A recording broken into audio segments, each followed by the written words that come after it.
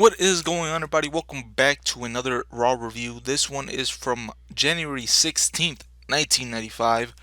Raw starts off this week with a recap of William Shatner making Jerry Lawler look like a complete jackass last week, and Bret Hart coming out to raise his hands. This to build the match between Bret Hart and Jeff Jarrett. A little tussle from last week. Why was that the catalyst for this match between Bret and Jeff?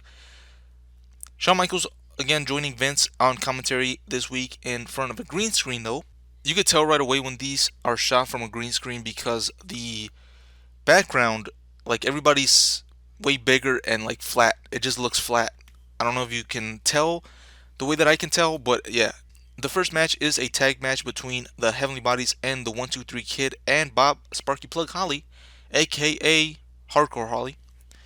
This is a rematch from the tag team title tournament where the Kid and Holly already beat the Heavenly Bodies to advance to the Royal Rumble. So, rematch city for absolutely no reason here. The Heavenly Bodies beat down Bob Holly at the start of the match. Pritchard with a gut wrench suplex for a near fall. Tatanka and Bigelow make their way down the ramp as they are going to be taking on the Kid and Holly in the finals of the tag team title tournament at the Royal Rumble. Holy shit, that's a lot to say. But Bob Holly escapes a double clothesline and gets the hot tag to the Kid. The Heavenly Bodies go to double suplex the Kid, but Bob spears one of them and allows 123 Kid to hit the Fisherman suplex to Jimmy Del Rey for the win. 123 Kid, aka Six, a year ago won the tag titles with Marty Jannetty for about a week and a half. So let's see if he can win the belts this time with Sparky Holly this year. Next up, after we get some awkward words from Bret Hart and William Shatner, Billy says that if the roadie gets near Bret, he's going to turn him into roadkill.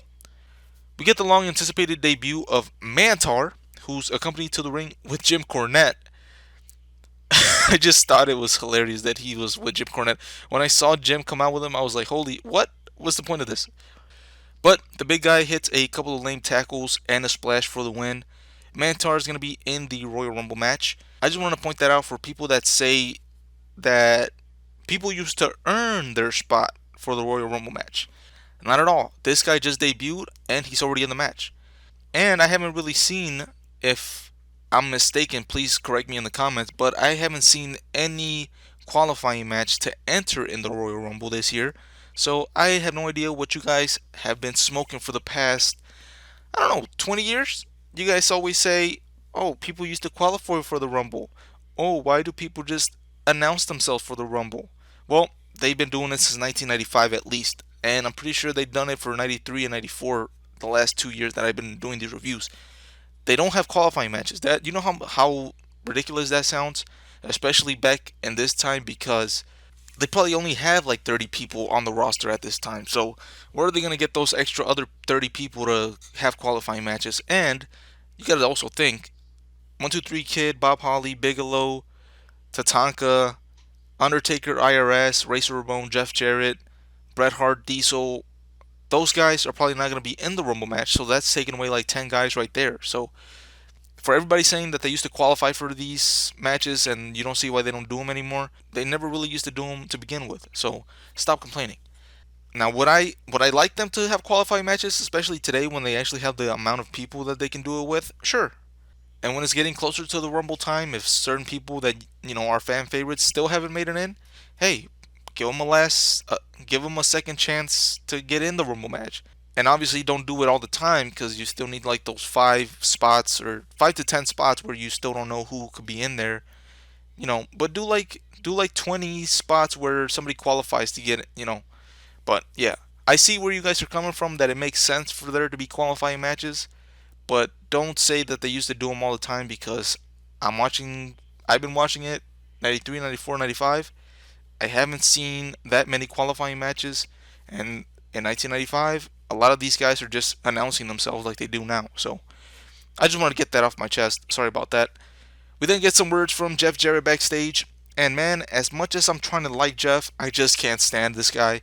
I guess that's what he was going for, but he's so horrible to listen to. This leads us to the match between Jeff and Bret. The roadie does a mic check, but Bret Hart's music hits as he was going to hand the microphone off to Jeff Jarrett. Bret Hart gives his glasses to a kid in the crowd. That kid little people know that he actually grew up to be Triple H. Bret Hart gets to work on the arm early on Jeff. Rhodey and Shatner going at it at ringside during the match. I think Bill is a fan of wrestling, but everything he does looks so unnatural.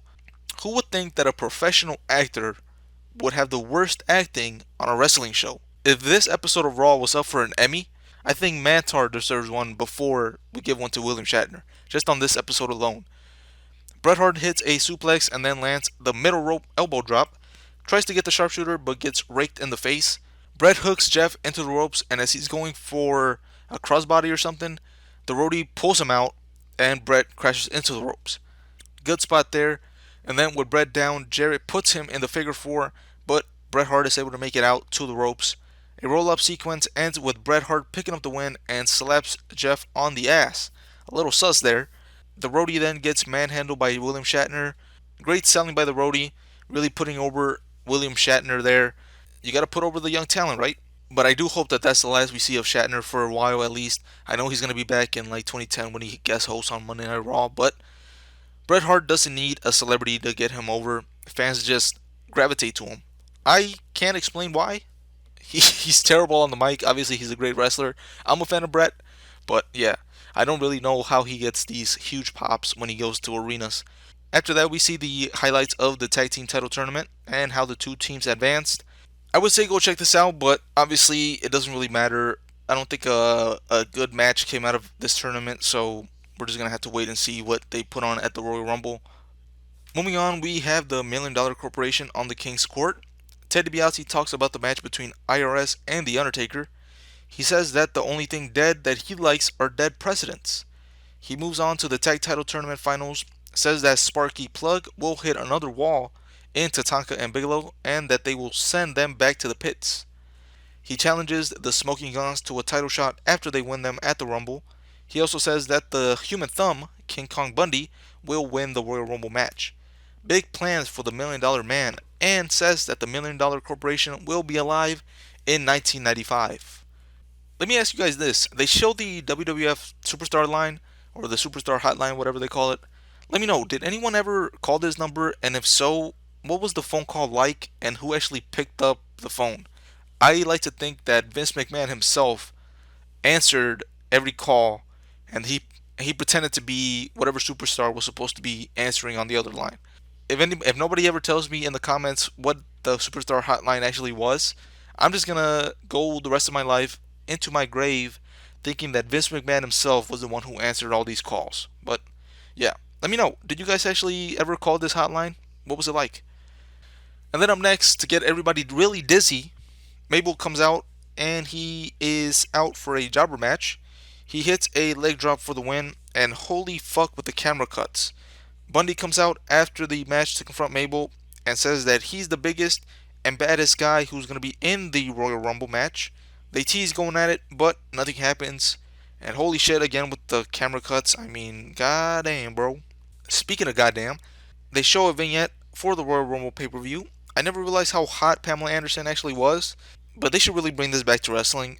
Sure, you don't have your women's wrestlers like Sasha Banks and Charlotte and Becky Lynch and all those people, Natalia, whatever. She can't wrestle, but I just had to throw her in there for the marks that think she can. Just like we have our hardcore wrestlers like Janela, Nick Gage, Dean Ambrose, the ones who do drugs like Matt Riddle and RVD, the ones who drink like Austin, Hangman Page. Sex, drugs, and violence still sell. I want them to bring back those hot segments with the women. That might get me canceled in a couple of years when people find this audio of me saying it. But hey, come on, it's TV. But Pamela Anderson, not bad. Let's move on before this turns into a different kind of video. We get a video package for Diesel to end the show. Pretty much it there. And to be honest, a decent amount of things actually were on this show for it to be worthwhile. A tag match that wasn't a jobber match between, the 123 Kid and Bob Holly versus the Heavenly Bodies to start off the show. Bret Hart versus Jeff Jarrett, which wasn't amazing by any means, but still, in 1995 for a Monday Night Raw, it was fine. Then a King's Court with the top stable and the Million Dollar Corporation when they just, talk about their feud. That's fine. And then again, Pamela Anderson. I'm just gonna give it a good grade. All right. I'm not gonna say I enjoyed all those segments and matches, but still, compared to your average three jobber match show and a King's Court with Lex Luger or somebody, this week had a little bit more than usual, you know. So I'm gonna give it a thumbs up. So the first good grade for the year of 1995. So with all that being said, I'm out. I'll catch you guys on the next one.